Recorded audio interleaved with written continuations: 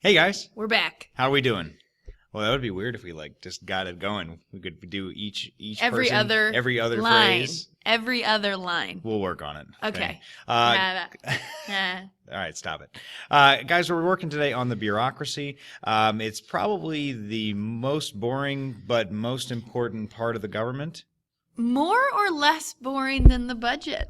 I would definitely say less boring than the budget. Okay. Anyway, so these are the people that make our country tick. So let's get to it. We're not going to talk about these. These are the learning objectives for all the sections. This video is just going to cover the first two. So first one, describe the federal bureaucrats and the ways in which they obtain their jobs. Take it away, Ms. Womack. Okay, so bureaucrats, historically, we tend to say, oh, bureaucrats, ooh, we don't like you. Well, first of all, we have to know what a bureaucrat is.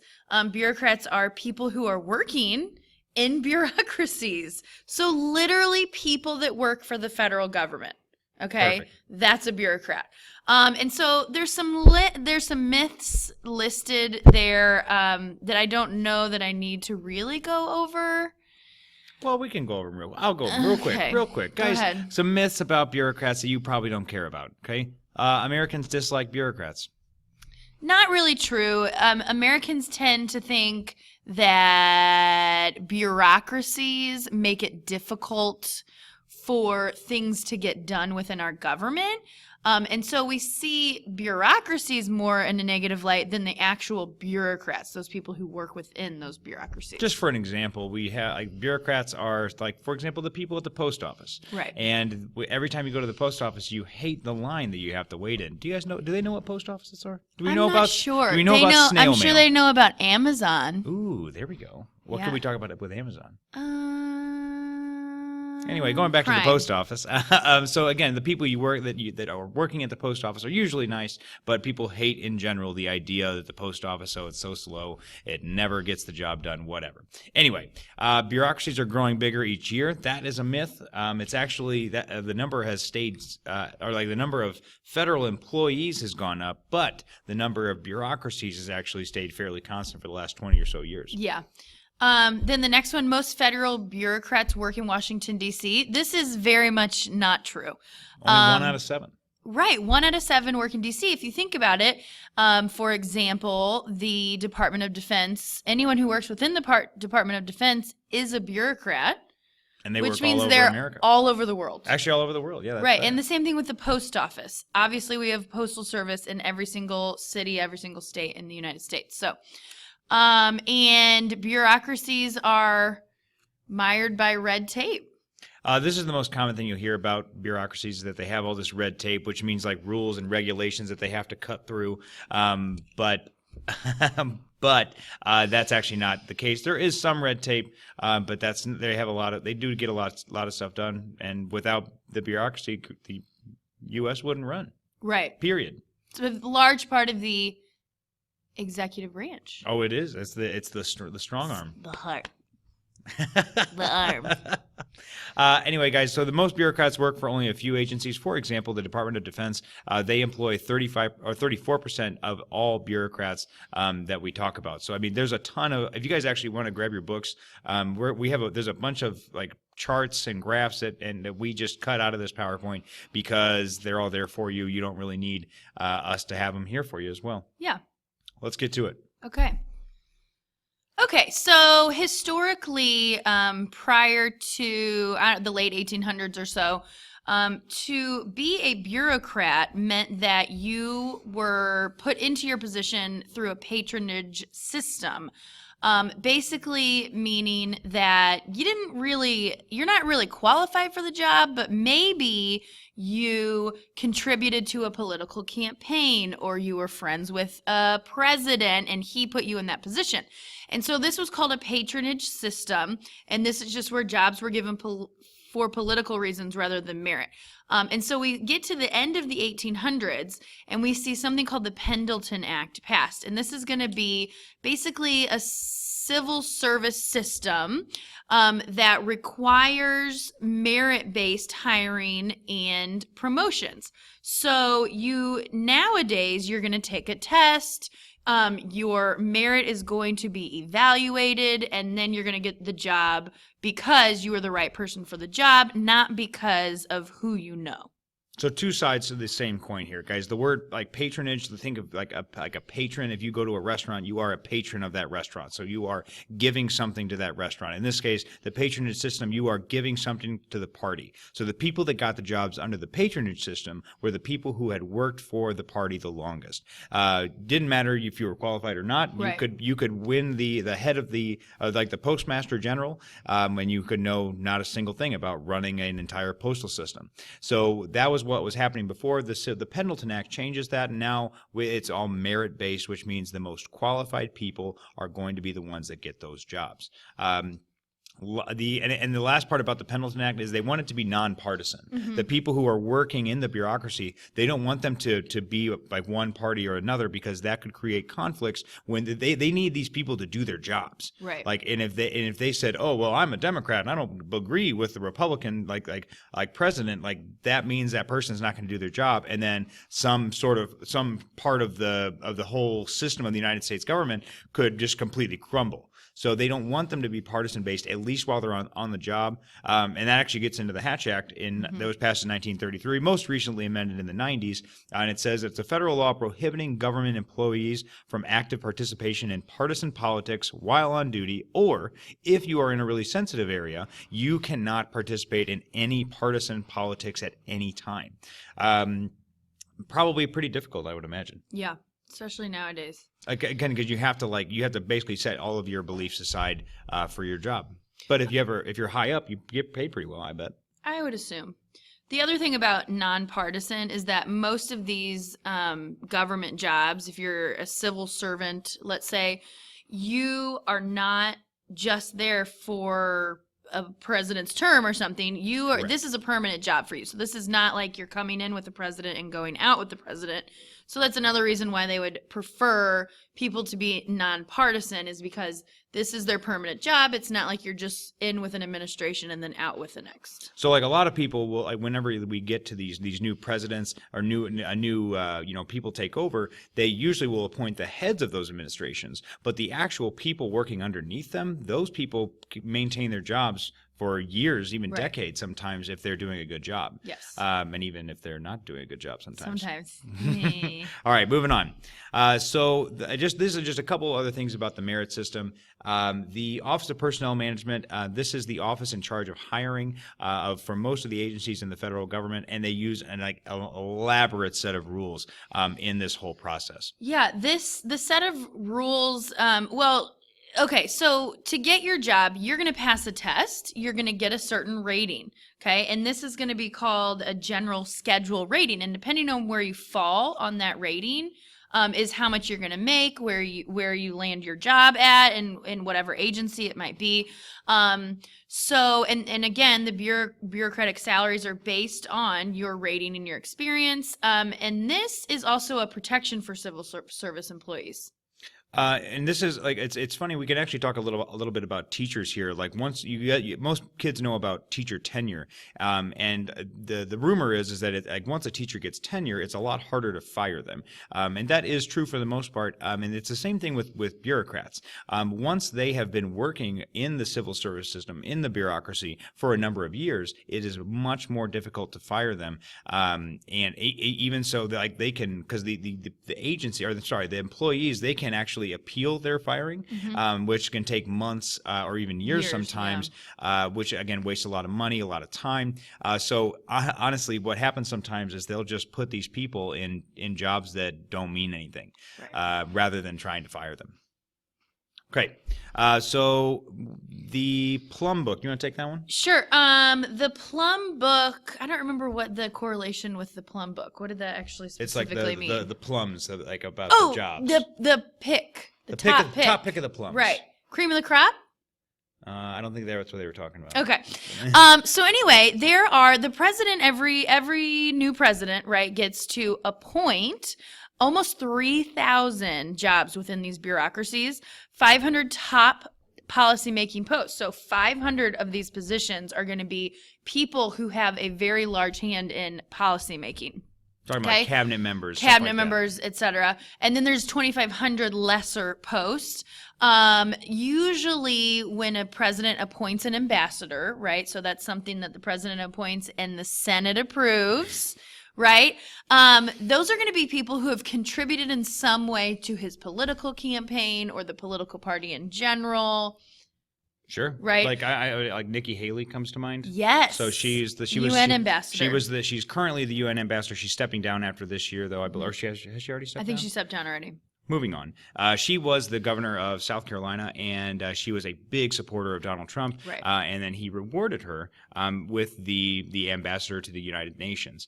And again, it's not technically like they don't. It's not like a permanent sort of thing. Like so, she stepped down, and that's not really a surprise. Most people knew that she wasn't going to be there for very long. But again, it's still like a gift that Donald Trump can give to those that support him. Right. And so these are kind of positions that will rotate with each president, obviously. And then a lot of the time, presidents are going to try to use these positions to kind of balance out demographics. So they're going to take into consideration race and ethnicity and gender when assigning all of these 3,000 jobs that he can appoint people to. It would look really bad if you had just assigned, like, if there was 0 African Americans or 0 like Latin Americans who, you know, could potentially help your cabinet out a lot. Right. I think Obama actually had the most diverse. It was the most diverse cabinet in history, and we've seen them become more diverse as time goes on. Okay, and then we have something called transient employees, and these are going to be people who are really quickly in and out of their positions. Usually they're in their positions for less than 2 years. They're dependent upon senior civil servants, which is people who have been in these bureaucracies or have been bureaucrats for many, many years. They're not usually put into a position that has a lot of power or a lot of say, at least in policymaking. Take one for the team. So, like, for example, if you had a cabinet position that is not necessarily not going to have that much power, like say like you were the undersecretary Right. to the Department of Defense, like you might have a lot of responsibilities, but not a lot of influence in what, or like not as much influence as you thought you would have had. Right. So these people, like they work really hard, but like these are like really like upper level people in the political system, and it again sometimes maybe they're wanting to further their career. I was going to say, like, they probably use these positions as almost like a stepping stone Sure. to further their career later. And again, Nikki Haley is a great example of that. Like she is she's now been governor of South Carolina, now the ambassador to the United Nations. She's one of the top Republican politicians. I would say that if she would probably have a pretty decent shot at the presidency in like 2024. Yeah. We'll see. Okay. Check in later. Yeah. All right, moving on. So that covers us for 14.1. 14.2, we're going to differentiate the 4 types of agencies into which the federal bureaucracy is organized. Oh. Let's begin. Okay, so we have 4 different types of agencies. So we've learned pretty in depth about the cabinet departments. Okay, and then we're going to cover in the rest of the slides independent regulatory commissions, government corporations, and the independent executive agencies. I know that's a lot of words that sound the same, but each of these different categories really do have a different function within the government. All right, so cabinet departments, we've as Ms. Womack said, we've talked about these a lot. There's 15 cabinet departments. Each one is headed by a secretary, unless you're talking about the Attorney General, who heads the Department of Justice. Remember, an attorney is a lawyer. The Last Quest, many of you didn't necessarily know that, but I'm just making sure everybody's got it. Attorney, lawyer. You guys all saw it here, Ms. Womack throwing shade. All right, so we also have, is that right? Did I say it right? Yeah. Oh, okay, great. Okay. So we also have undersecretaries, deputy undersecretaries, assistant secretaries, etc. All of these people are going to be appointed by the president and then confirmed by the Senate. They all have their own policy area, their own budget, their own staff, and they have bureaus within the departments. And these bureaus are actually going to be the most important part. It's kind of like the committee system in Congress. They are the ones where they actually get most of the work done. Again, it's if you imagine like the secretary of any department, they're not going to have a whole lot of power. Like they will, but at the same time, there's a lot of people underneath them that are much more experienced, that know what they're doing, and they're going to spend a lot of their time getting the job done. Yeah, they're doing most of the work. They're reporting to the secretary, the head of the department, who then just looks good. Correct. It's kind of like the president's. Like the president just looks good for all the people that are working there's a lot of people him. Working underneath the president that are really giving him a lot of advice. Right. And that's not to make it sound like the president doesn't have a difficult job. Right. Because he does. We know they do. But the problem is that that's the thing, is the president has an impossible job, and all of these people we've been talking about, they're the ones that are actually getting the job There's done. too much. One president, there's no way that he or she can know as much as they need to know. So they have all these important people working underneath them. Must be nice. It must be. Okay, sorry, we were interrupted there for a second. Back to it. Independent regulatory commissions. Alphabet soup. Let's do it. Now, these the reason they call them that is because they have so many different. What is it? What's the word? Letters. The letters. What's the letters? What is it called? Initials. I'm blanking. Like the.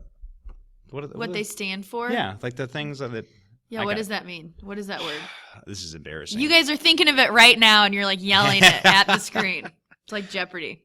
I'll think of it later. Anyway, so we have, again, all of these, like, for example, the Federal Reserve Board, the National Labor Relations Board, the FCC, the Federal Communications Commission, Federal Trade Commission, and the Securities and Exchange Commission. All of these are known as independent regulatory commissions because they are the ones that are making and enforcing rules. So specifically, the Congress is going to pass laws, and then the independent regulatory commissions are in charge of enforcing those laws and kind of interpreting those laws. And a lot of people think they actually have a lot more to do with the laws than Congress does because they are the ones that are actually figuring out a way to implement it. Exactly. So they're also going to judge disputes over rules, and it's going to be governed by about 5 to 10 commissioners with fixed terms. They're somewhat insulated from politics, again, but at the same time, people are still going to, the president's still going to appoint people. Right. So there's still going to be some issues there with partisan politics, but there are some people also that want to talk about regulatory capture. Do you want to talk about that? No? Not really. Okay. So anyway, the idea is that some of the people that work in these commissions, they'll leave the commission and then they'll go get jobs in the place that was being regulated. In the area, yeah. So okay. They'll understand all of the regulations, and then they'll go get a job to where they can either know the regulations or maybe sidestep those regulations to implement something that they want. Sure, and they can exploit those. So, like, for example, somebody at the FCC, they might get a job at CNN. Or or Fox News, and then they could basically use their knowledge, what they know of working at the FCC, and then use that to their advantage to make money later. So that's what they call regulatory capture. Is like some of these places they think that they've been captured, so on and so forth, by the people that they are supposed to regulate. Right. Anyway, we're not sure if you really need to know that or not. We just wanted to include it just as a maybe. It is, again, look more into your book because it does have some stuff there for you. Okay. So then we get to government corporations, and these are different from other government agencies. So if you think about it as like private sector businesses, kind of, okay, so they're going to provide services that could be handled by private businesses, but really our government regulates them. So they're going to charge consumers for services. It's going to be at a much cheaper rate. So the best example we have for a government corporation is going to be the Postal Service. True. Okay, the USPS. And we know that they employ thousands of employees across the country. And they are a corporation, but they charge us much cheaper than what like UPS would charge to ship something, right? Or FedEx. So we pay the Postal Service for their services, like we would a corporation, but it's just the government kind of regulating that. And an example of something that the government kind of took over to like jumpstart it because it was about to fail was Amtrak service. If you've ever been on an Amtrak train, that is a government corporation. So you can buy an Amtrak ticket for very, very cheap. And that is an example of a government corporation. Riding the rails. Yeah. Guys, a couple things real quick. Just the corporations, just think of them like a business. A business Yes. provides a service, okay? And so the government has these same things that also provide services. Again, Tennessee Valley Authority, they provide electricity to all over the Tennessee Valley region. Yes, Kentucky, for very, Tennessee. yeah, for very cheap. And that's, again, as Ms. Womack said, same thing with the Postal Service and Amtrak. They actually bought out all these failing railroad companies, and they turned it into a fairly successful business. I took the Amtrak this summer one time. Look at that. Where'd you go? I went to Herman, Missouri. That sounds lovely. It was lovely. I took the train one time to Kansas City to meet a girlfriend. Oh. That was stupid. Blech. Anyway, moving on. We're not going to get into how sad my life is. So the last part is the independent executive agencies, and I really wish we had a better definition for you guys. Yeah. This is literally Everything just else. everything else. There's about 45 to 50 agencies. These have administrators that are appointed by the president. So basically, these are groups of people that are in charge of certain things, such as like NASA, such as the National Science Foundation. General Services is also about like anything with land. Yes. They deal with like if the government needs land for something, for It's like a like national the park. government's landlord. Sure. So they're gonna kind of regulate, here government, here's the land that we can purchase and it's for this amount of money or whatever it might be. Correct. So And so yeah, like NASA. there's it's like all kinds of stuff that like so again NASA is going to like they're going to send people out to space. They're going to study space. And that, like, again, we just don't really have a place to put that, so we call them an independent It's almost like executive agency. if it doesn't fit into a category, so it's like the check the other box. Sure. You know, we just throw everything that we don't have a category for into independent executive agency. I like it. So if you think about it, like again, you've got cabinet that is going to work directly under the president, the regulatory commission that's going to make rules and enforce rules, and then the corporations that are going to provide a service for the people, and then the independent executive is just everything else. Just everything else. Okay. Guys, Okay. we're going to stop we there. made it. We'll catch you in the next one. Hope you enjoyed it.